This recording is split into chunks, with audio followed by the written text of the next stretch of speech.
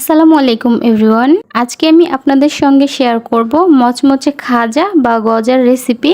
খাজা অথবা গজা আমরা সবসময় বাইরে থেকে কিনে খেয়ে থাকি। অনেক সময় ভাবি যে বাসায় তৈরি করা খাজা বাইরের সেই খাজার মতো পারফেক্ট হবে না, তাই আমি আপনাদের সঙ্গে খুবই সহজভাবে পারফেক্ট খাজা বা গজার রেসিপি শেয়ার করব। এই রেসিপিটি ফলো করলে আপনাদের খাজা বা গজাও হবে একদমই পারফেক্ট, মুচমুচে জুসি, যেটা মুখে দেওয়ার সঙ্গে সঙ্গেই গায়েব হয়ে যাবে। তো রেসিপিটি তৈরি করার জন্য প্রথমে আমি একটা মিক্সিং বোলে নিয়ে নিচ্ছি 1 কাপ ময়দা, দিয়ে দিচ্ছি স্বাদ মতো লবণ, দিয়ে দিচ্ছি 3 টেবিল চামচ তেল। তেল দেওয়ার পর ময়দা আর তেলটাকে একটু সময় নিয়ে খুব ভালোভাবে মিশিয়ে নিতে হবে।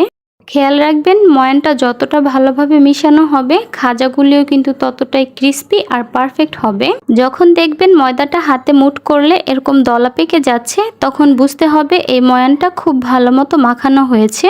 এবার এখানে পানি দিয়ে একটা ডো তৈরি করে নিচ্ছি। পানিটা আমি একসঙ্গে দিচ্ছি না, অল্প অল্প করে পানি দিয়ে সফট একটা ডো তৈরি করে নিচ্ছি। নর্মালি বাসায় রুটি অথবা পরোটার ডো যেমন হয় এই ডোটাও ঠিক সেরকমই হবে। আমার এই ডোটা এখন তৈরি করা হয়ে গিয়েছে। এবার এই ডোটাকে আমি ঢেকে 10 মিনিটের জন্য রেস্টে রেখে দিচ্ছি। আর এই ফাঁকে আমি চিনির শিরাটা তৈরি করে নিচ্ছি।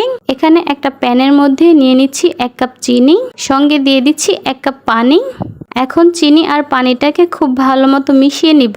চিনির শিরার মেজারমেন্টটা 1 কাপ চিনি নিলে 1 কাপ পানি নিতে হবে, আর যদি 2 কাপ চিনি নেন তাহলে 2 কাপ পানি নিতে হবে। 1 কাপ চিনির সঙ্গে কিন্তু 1 কাপের বেশি পানি দেয়া যাবে না, কারণ এখানে আমরা একটা ঘন শিরা তৈরি করব।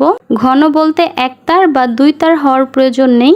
1 কাপ চিনির সঙ্গে 1 কাপ পানি দিলে যে কনসিস্টেন্সিটা আসবে সেটাই পারফেক্ট। চিনিটা কিন্তু খুব ভালো মতো গলে গেছে আর শিরাটার মধ্যেও খুব ভালো মতো বলক চলে আসছে। এবার এই শিরাটা 1 মিনিটের মতো হাই ফ্লেমে জাল করে নিচ্ছি।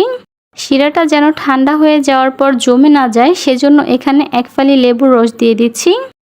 শিরার সঙ্গে লেবুর রসটাকে খুব ভালো মতো মিশিয়ে নিচ্ছি। এরপর চুলাটাকে অফ করে শিরাটাকে একটা সাইডে সরিয়ে রাখছি। এদিকে 10 মিনিট রেস্টে রাখার পর ডোটা কিন্তু আরো কিছুটা সফট হয়ে গিয়েছে। ডোটাকে আমি আবারও কিছুক্ষণের জন্য মথে নিচ্ছি।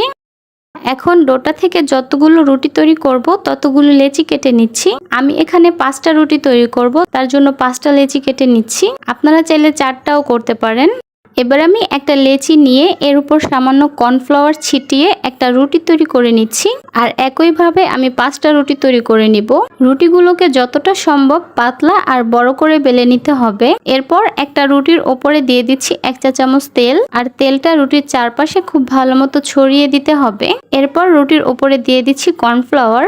আপনারা কিন্তু কর্নফ্লাওয়ারের পরিবর্তে ময়দাটাও দিতে পারেন, তবে কর্নফ্লাওয়ার দিলে খাজার লেয়ারগুলো খুব ভালো হয়। এবার আমি কর্নফ্লাওয়ারটাকেও খুব ভালো মতো চারপাশে ছড়িয়ে দিচ্ছি।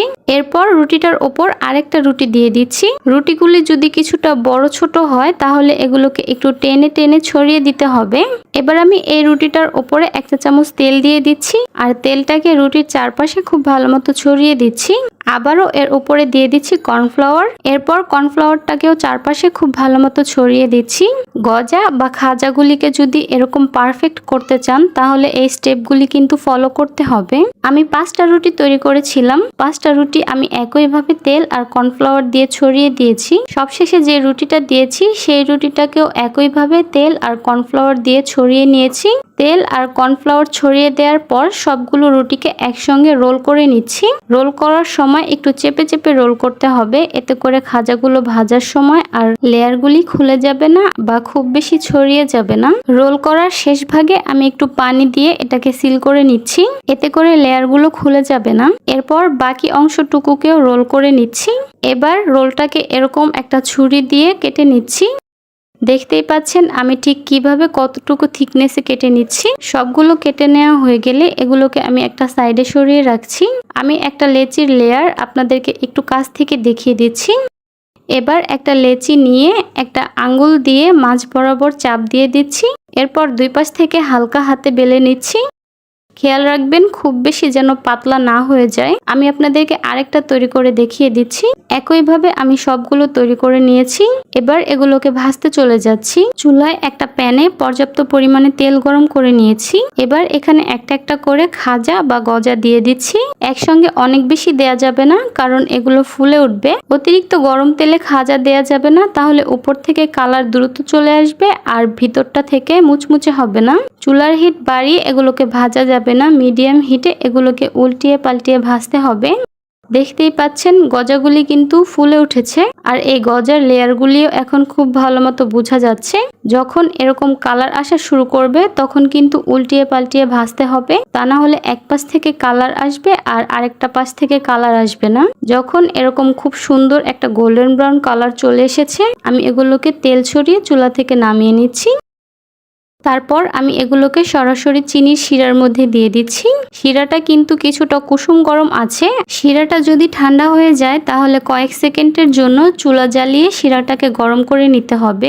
গজাগুলিকে কিন্তু বেশিক্ষণ চিনির শিরার মধ্যে রাখা যাবে না, প্রায় 30 থেকে 40 সেকেন্ডের মতো রেখে শিরা থেকে উঠিয়ে নিতে হবে। ব্যাস তৈরি হয়ে গেল একদমই সহজভাবে মচমচে খাজা বা গজা, যেটাই বলেন এর স্বাদের কোনো তুলনাই হয় না। উপর থেকে মুচমুচে আর ভিতর থেকে রসালো এই গজাগুলি অনেক বেশি ইয়াম্মি হয়েছে। আপনারা অবশ্যই বাসায় ট্রাই করে দেখবেন। শিরায় দেওয়ার আগে এই খাজাগুলিকে চাইলে আপনারা একটা এয়ারটাইট বক্সে করে সংরক্ষণ করতে পারবেন 1 মাসের মতো। আর শিরায় দেওয়ার পর কিন্তু 2 থেকে 3 দিনের বেশি রাখা যাবে না। আশা করছি আমার আজকের এই রেসিপিটি আপনাদের কাছে খুবই ভালো লেগেছে আর সহজও লেগেছে।